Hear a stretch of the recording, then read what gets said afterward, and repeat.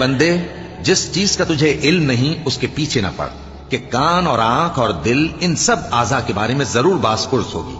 और जमीन पर अकड़ कर और तन कर मत चल, कि तू जमीन को फाड़ तो नहीं डालेगा और न लंबा होकर पहाड़ों की चोटी तक पहुंच जाएगा। इन सब आदतों की बुराई तेरे परवरदिगार के नजदीक बहुत नापसंद है। ऐ पैगंबर, ये उन हिदायतों में से हैं जो अल्लाह ने हिकमत की बातें तुम्हारी तरफ वही की हैं, और अल्लाह के साथ कोई और माबूद न बनाना, कि ऐसा करने से मलामत ज़दा और रांदाए दरगाह बनाकर जहन्नम में डाल दिए जाओगे। मुशरिको, क्या तुम्हारे परवरदिगार ने तुमको तो लड़के दिए और अपने लिए फरिश्तों को बेटियां बनाया? कुछ शक नहीं कि यह तुम बड़ी नामाकूल बात कहते हो। और हमने इस कुरान में तरह तरह की बातें बयान की हैं ताकि लोग नसीहत हासिल करें, मगर वो इससे और बिदक जाती हैं। कह दो कि अगर अल्लाह के साथ और माबूद होते जैसा कि ये कहते हैं, तो वो जरूर अर्श वाले की तरफ लड़ने भिड़ने के लिए रास्ता निकालते। वो पाक है और जो कुछ ये बकवास करते हैं उससे उसका रुतबा बहुत आली है।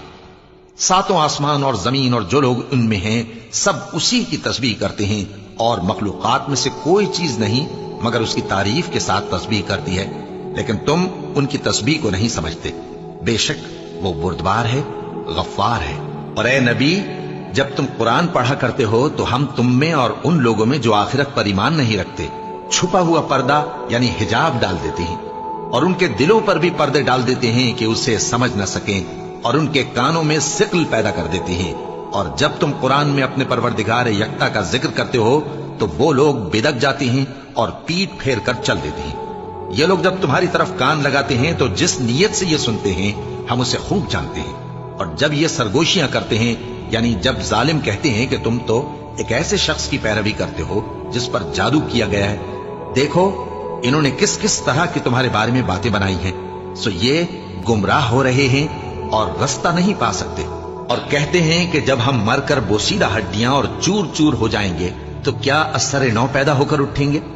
कह दो कि खा तुम पत्थर हो जाओ या लोहा या कोई और चीज जो तुम्हारे नजदीक पत्थर और लोहे से भी ज्यादा सख्त हो, झट कहेंगे कि भला हमें दोबारा कौन जिलाएगा? कह दो कि वही जिसने तुमको पहली बार पैदा किया